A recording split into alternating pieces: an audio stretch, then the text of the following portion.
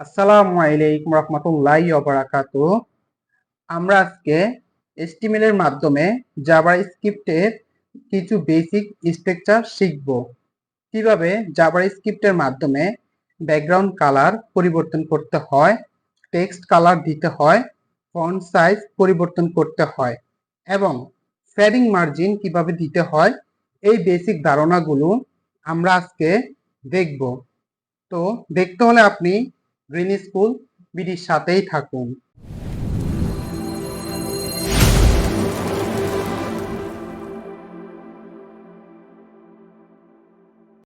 স্বাগতম আপনাকে green school বিডিতে। তো আমি আমার কোড এডিটরে চলে আসছি। আমি আগে থেকে বেসিক স্ট্রাকচারটাকে প্রস্তুত করে রেখেছি। তো আমি এখানে প্রথমেই একটি ট্যাগ লিখব। যেমন আমি সেই ট্যাগটা H1 লিখে নিলাম।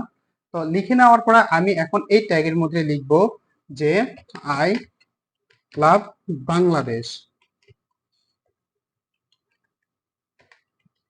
I love Bangladesh. তো আমি এখন লাইভ সার্ভারটা ওপেন করে নিচ্ছি।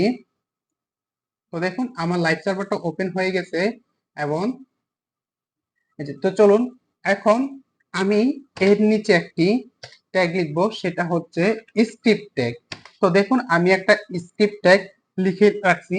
তো আমরা যে জাভা স্ক্রিপ্টের যে বেসিক ধারণাটা শিখবো সেটা হচ্ছে আমরা এই স্ক্রিপ্ট ট্যাগের মধ্যেই লিখবো, ঠিক আছে।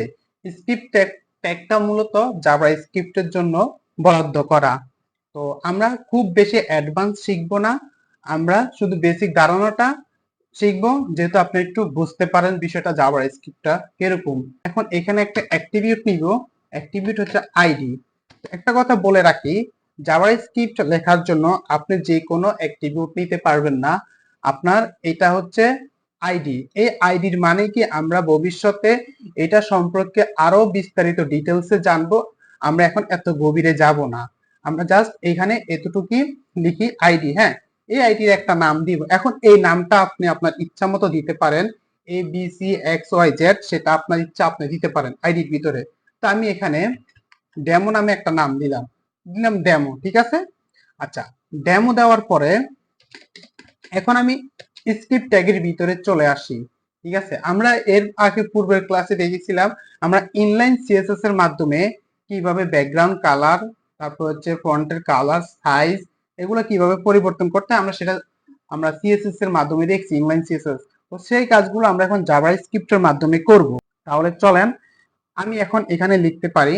প্রথমে দেখেন, আমি আপনাকে একটা জিনিস বলে রাখি, জাভাস্ক্রিপ্ট এতটা পাওয়ারফুল যে সে আপনার HTML কন্টেন্টকেও পরিবর্তন করে দিতে পারে, এই ক্ষমতা জাভাস্ক্রিপ্টের আছে, ঠিক আছে। তাহলে এখানে আমি এখন লিখি ডকুমেন্ট। এখন আমি দেখেন যেই কিওয়ার্ড গুলো লিখতেছি এগুলোর মানেটা কি আপনার এখন জানা দরকার নেই। আপনি জাস্ট এতটুকুই মনে রাখেন যে এটা আপনার একটা রুলস, এটা আপনার মেথড, এটা আপনার আমাদের মনে রাখতে হবে। যেমন আমরা যখন ক্লাস 6, 7, 8 বা 7, 8 এ পড়াশোনা করছিলাম তখন আমাদের কিছু সূত্র ছিল, সেই সূত্রগুলো আমাদের ডিরেক্ট মুখস্থ করতে হতো। উদাহরণ দিয়ে যদি বলি, আমরা এ প্লাস বি হোল স্কয়ারের সূত্রটা কি, A square plus 2ab plus B square, আমাদের এই ধরনের একটা সূত্র ছিল। তো এই সূত্রগুলো তো আমরা ডিরেক্ট মুখস্থ রাখতাম। তো মনে রাখেন, মনে করেন এইটা আপনার একটা সূত্র। তো আমি ডকুমেন্ট ডট এখানে, তারপর হচ্ছে গেট এলিমেন্ট বাই আইডি, ঠিক আছে। Document dot get element by ID. এখন দেখেন একটা জিনিস খেয়াল করেন, ডকুমেন্ট ডট গেট এলিমেন্ট, হ্যাঁ, এখানে এলিমেন্ট কোনটা, আমাদের প্রত্যেকটা ট্যাগ কিন্তু এক একটা এলিমেন্ট মনে রাখবেন, ঠিক আছে। H1, তারপরে প্রি ট্যাগ, ইমেজ ট্যাগ, তারপর হচ্ছে অ্যাঙ্কর ট্যাগ, তারপর এই যে যত ধরনের ট্যাগ আছে, ইনপুট ট্যাগ, ফ্রম ট্যাগ, প্রত্যেকটা tag, table tag, UL, LI, প্রত্যেকটা ট্যাগ কিন্তু এক একটা এলিমেন্ট, এই কথাটা মনে রাখবেন। তো সেই কথা অনুযায়ী আমি এখানে দেখেন প্রথমে ডকুমেন্ট, তো ডকুমেন্ট ডট গেট এলিমেন্ট, হ্যাঁ, এই যে গেট এলিমেন্ট, তাহলে এলিমেন্ট হচ্ছে এটা আইডি। গেট এলিমেন্ট বা আইডি কোনটা, এই যে দেখেন আমার এটা হচ্ছে আইডি, দেখেন এটা হচ্ছে আমার আইডি। আমি এখন এখানে একটা ব্রেকেট দিব, গেট এলিমেন্ট বাই আইডি। এখন হচ্ছে আমি ব্রেকেটের ভিতরে একটা কোটেশন লিখবো, ঠিক আছে। কোটেশনের ভিতরে এখন দেখেন আমি কাকে টার্গেট করতেছি? টার্গেট করতেছি কিন্তু এই যে H1 নামক যে এলিমেন্টটা আছে, পুরো H1টা হচ্ছে একটা এলিমেন্ট। আবারও বলে রাখি, প্রত্যেকটা ট্যাগ আলাদা আলাদা সিঙ্গেল এক একটা এলিমেন্ট, ঠিক আছে? তো যেমন আমি আরেকটু বলি, এখন এই যে টাইটেল, এটা একটা এলিমেন্ট।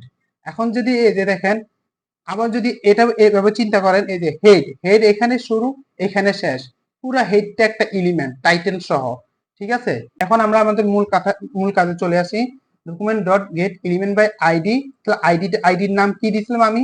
এখানে ডেমো নামটা দিয়েছি, তাহলে আমি এখানে লিখে রাখি ডেমো, ডেমোটা দিয়ে দিলাম। হ্যাঁ, এখন হচ্ছে এখানে আমি কি করতে চাচ্ছি, ডট ইনার এস্টিমেল, ঠিক আছে? আমি ইনার এস্টিমেল নামক একটা কিওয়ার্ড আছে, এটা দিয়ে দিলাম ইনার এস্টিমেল সমান। এখন দেখেন এই জায়গার মধ্যে আমার কি লেখা আছে, আই লাভ বাংলাদেশ। তো দেখেন আমি এখন এই যে মনে করেন যে এই এলিমেন্টের যে ভ্যালুটা আই লাভ বাংলাদেশ, এটাকে আমি পুরোপুরি চেঞ্জ করে দিচ্ছি। এখন যদি লিখি আমি আই লাভ গ্রিন স্কুল, এখন সেভ দিই, তাহলে দেখেন আমার আই লাভ বাংলাদেশের জায়গায় আই লাভ গ্রিন স্কুল লেখাটা চলে আসছে। তো আশা করি আপনারা এই জিনিসটা বুঝতে পারছেন। এখন দেখেন, তো এখন আপনারা এই যে এই জিনিসটাকে একবারে মুখস্থ করে ফেলবেন, দেখা যায় 7-8 বার আপনার হাতে লিখে লিখে প্র্যাকটিস করবেন, তাহলে এটা আপনাদের আয়ত্ত চলে আসবে, ঠিক আছে? আমি যদি আবার লিখি, আমি বারবার লিখবো না, আমি জাস্ট এখানে কপি করব, ঠিক আছে? আপনারা হাতে লিখবেন, আপনারা কপি করবেন না, প্র্যাকটিসের সুবিধার্থে। এখানে হচ্ছে দেখেন document dot get element by ID demo, demo কোনটা? এই যে এটা আইডি। আচ্ছা, তাহলে আমি এখানে ইনার স্টিমেলের পরিবর্তে এখানে আমি কি দিতে পারি, যে আপনার ব্যাকগ্রাউন্ড কালার দিতে পারি। হ্যাঁ, স্টাইল, স্টাইল ডট এখানে আমি কি দিব, ব্যাকগ্রাউন্ড কালার, স্টাইল ডট এই যে ব্যাকগ্রাউন্ড কালার আছে, তো আমি এখানে দেখেন ব্যাকগ্রাউন্ড কালার এখানে আমি বলে দিলাম যে রেড। হ্যাঁ, এখানে ইয়েলো দিই, ইয়েলো করে দিলাম। তাহলে এখন যদি আমরা আসি, দেখেন আমার ব্যাকগ্রাউন্ড কালারটা কিন্তু ইয়েলো হয়ে গেছে, ঠিক আছে? আবার আবার দেখেন এখানে আমি এই জিনিসটাকে আবার একটু কপি করে পেস্ট করব। আমি জাস্ট আপনাদেরকে বেসিক ধারণাটা দিচ্ছি, এটা এই ধারণাটা আপনারা একটু ভালো করে প্র্যাকটিস করবেন, কারণ যে ছোট ছোট ইনফরমেশন গুলো আপনার একটা সময় খুব কাজে লাগবে। তো দেখেন এখন আমি যদি এখন এখানে শুধু কালার লিখবো, ঠিক আছে? এখন হচ্ছে কালার, তো দেখেন এখন আমাদের লেখার কালারটা কি আছে, গ্রিন আছে। হ্যাঁ, তাহলে আমি এখন এখানে কালারটা এখানে কি বলে দিব, রেড, রেড, ঠিক আছে? আমি দেখেন এখানে কালারটা রেড বলে দিচ্ছি, এখন দেখেন এই যে আমার কালারটা কিন্তু রেড হয়ে গেছে, ঠিক আছে? আচ্ছা, তাহলে এরপরে আমরা যে জিনিসটা দেখব সেটা হচ্ছে, অনেক সময় আমরা সিএসএস এর মধ্যে শিখেছিলাম কিভাবে আমাদের ফন্ট সাইজ পরিবর্তন করতে হয়, সেই জিনিসটা আমরা এখন এইখানেও শিখবো। তাহলে আমরা যদি এখন যদি এখানে লিখি, দেখেন ফন্ট সাইজ, ফন্ট সাইজ এখানে আছে, এই যে ফন্ট সাইজ, আমরা যদি এখন যদি এখানে এখন দেখেন এই যে এখানে ফন্ট সাইজটা পরিবর্তন হবে। এখন যদি আমরা এখানে আমি এখানে 50 পিক্সেল দিয়ে দিলাম, তাহলে দেখেন এখন দেখেন ফন্ট সাইজটা কিন্তু পরিবর্তন হয়ে গেছে এখানে। আচ্ছা, তারপরে তারপর আমরা কোনটা দেখব, সেটা হচ্ছে আমরা টেক্সট অ্যালাইনটা কিভাবে দেখি। আমাদের অনেক সময় টেক্সট অ্যালাইন করার দরকার হতে পারে। তাহলে আমরা যদি এখন এখানে লিখি, একটু খেয়াল করবেন,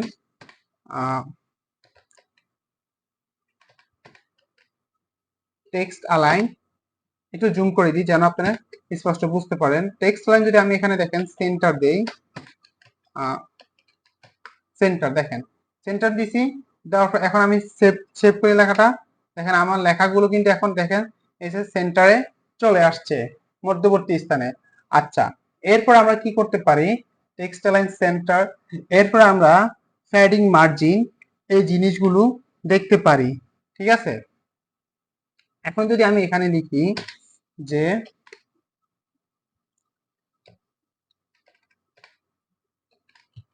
প্যাডিং, এখন একটু এখানে খেয়াল করবেন, দেখেন আমার কিন্তু এই যে এই লেখাগুলোর আশেপাশে কোনো কিন্তু স্পেস বা জায়গা নাই, ঠিক আছে।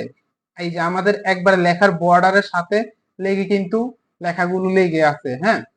তো আমরা এখানে দেখেন একটা দিব, এই যে এই জায়গাটার মধ্যে আমরা প্যাডিং কত দিব দেখেন। প্যাডিং এখানে আমি আপনার 50 পিক্সেলি প্যাডিং দিয়ে দিলাম, ঠিক আছে। আমি এখনো সেভ দিইনি। তো এখন একটু এই যে আমার যে হোয়াইট ডিসপ্লেটা, এখানে একটু খেয়াল করার, আমি এখন কোডিংটা সেভ দিচ্ছি, কন্ট্রোল এস দিয়ে সেভ দিচ্ছি। তাহলে দেখেন, এখন দেখেন আমার লেখার কালারটা কিন্তু আমার আশেপাশে পুরো জায়গাটা কিন্তু বড় হয়ে গেছে। এটা হচ্ছে প্যাডিং এর কারণে।